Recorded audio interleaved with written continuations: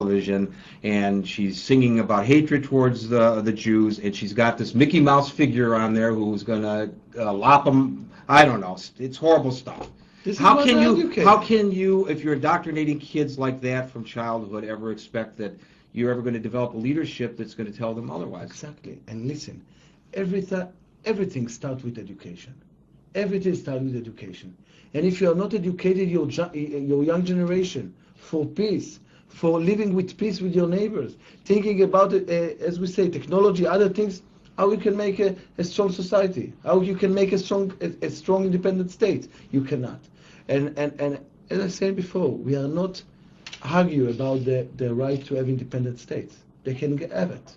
The question is how you can make sure that these states become a real state, a normal state, and not a terror state. Wow, that's a big question. The Zyko writes in text in our virtual auditorium on paltalk.com, UN Article 51 gives a member state the right to defend itself against armed attack. Go Israel. I presume you would agree with that comment.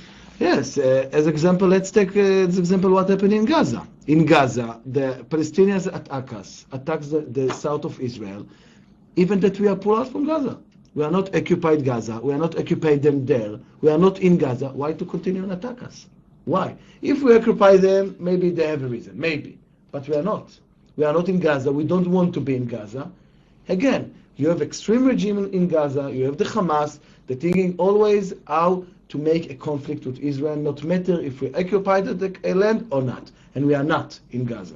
Let's go to the callers. Kate from Australia. Kate, welcome to News Talk Online on paltalk.com. Thank you, everybody. I hope my microphone's not too loud. Is that okay, Gary? Good morning, Mr. Hassoun. Go right ahead. Good morning to you. Good morning, Mr. Hassoun. I'm really enjoying listening to you. I particularly want to address your comment where you said that you are living in a bad neighbourhood. They don't like us, you said. What I would like to ask is, have you asked why they don't like you? And what are you going to do to improve the situation so you and your neighbours can live in peace? That's my question. Thank you. Thank you very much. It's a good question why they are not like us. They are not like us more than 100 years, even before we established Israel. They don't want it to change. They don't accept the fact that we can live in Israel, in the Middle East. They believe that Israel is the land of the Arab people. And as you know, in Israel, the Jewish people have roots and history of thousands of years. And for us, it was just coming back to our homeland. And when my grandfather came, when he was refugee, was out of Israel, and he came back to Israel in 1948, for him, it was coming to his homeland. And we want to live with peace with all the Arab countries. We have a good relationship with Jordan. We have a good relationship with Egypt. We believe that we can have peace with other Arab country. And we believe that the right thing is, the Middle East is a big place.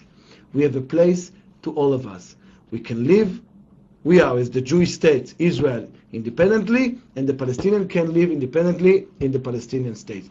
This is the way, this is how we need to act, and we need to accept each other and not fighting each other. Part of the problem with the image that the Israelis have has to do with your own success, and it's reflected in this comment by Rob517 in our virtual auditorium on Pal Talk. Israel is doing 96% of the killing. It's not true. It's not true. First of all, I want to remind all of us that Israel never starting the attacks. We are always react to attacks against us. When the Palestinians sending rockets, missiles against Sderot, against the south of Israel, we are react to this attack. We never attack first of all. We don't want to attack them. The Prime Minister said very clearly, stop the rocket attacks. We are not fighting against you. We are not attacking you. We just want to live with peace. We are never eager to kill people. We don't want to kill people. We are just protecting our citizens. But people say all the time, there are only 8 that died in the seminary. There were 100 who died in the Gaza. That kind of thing. Because, it's probably the first time in history that people who are engaged in battle are considered the losers when they win the battle. But Israel obviously does have military superiority. compared to your immediate neighbors. They're not attacking. They're doing it in pretty much in an asymmetric fashion. You're more conventional in your response and far more successful, obviously. The term, the United Nations and the European Union both use the term disproportionate response. First of all, thank God that Israel have an army, and a strong army. Because without a strong army, we never was exist until now. This is a fact. I want to remind you that from the beginning of Israel, from 48 until now, all the wars were started by the Arabs, never by Israel. Never. We never wanted to make war, not with any other Arab country. All the wars were starting with when the Arabs country decided to attack us. So thank God we have a strong army. We are using our strong army only for defense, not for attack. We are defending ourselves, we are defending our citizens, and we have all the right to do it. I want you to imagine, and the people that with us, imagine that suddenly Mexico going to start attack San Diego and sending every day rocket attacks against Mexico. Against San Diego. Against Mexico, against San Diego. What is the American government going to do after that? They're going to accept that?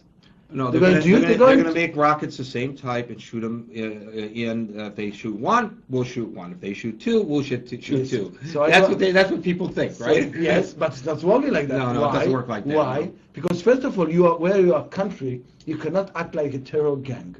From Gaza, it's a terror gang that attack us, civilians. We cannot attack other civilians. Because of that, we are a state. We are our law, international law, and everything. That's why we are attacking only the people that are involved in terror. Unfortunately, those legitimate military targets are using for their launching pads civilian populated areas. Listen, if somebody take his rockets and go on the roof of some building that people live there, and always sending the rockets, missiles from this building against Israel.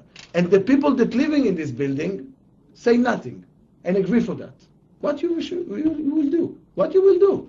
Well, it's a question of lack of leadership in the Gaza because they ought to be stopping it. But exactly. Of course, they're supporting it. So they are supporting the civilians, supporting these attacks. Well, I mean, and so is the so-called government out there. Let's go to Kat in Pittsburgh. Kat, welcome to News Talk Online on paltalk.com.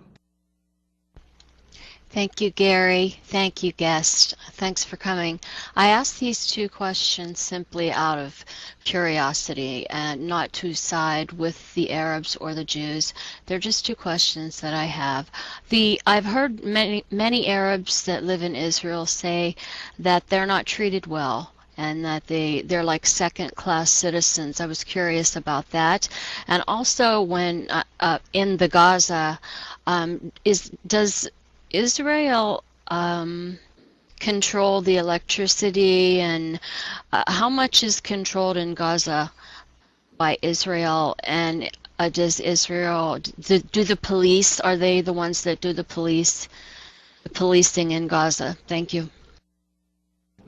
Thank you very much. I want to say something that may be going to surprise you. We give that electricity to the people that make the rockets attacks against us. Because of human reason. We give. Not sell. We are not selling it. They don't have money to buy this electricity. We give them electricity because they cannot produce electricity by themselves. So we are not controlling the electricity. The electricity belongs to us. They are getting all the electricity from Israel. It's not belong to them. We are not controlling their electricity. It's important to say. Wait a minute. If I'm living on this side of the fence and I'm an Israeli and I turn my light on, there's a meter on my house, and I'm paying for that electricity. Mm-hmm. When he turns his light on the other side of the fence, there's no meter. He's not paying for the electricity, so I'm subsidizing his. First of all, right? The Palestinian government paying to Israel some fee about that, but not a real fee, not something. But the Israeli government also pays the Palestinian government money, right? No. With the Palestinian, because of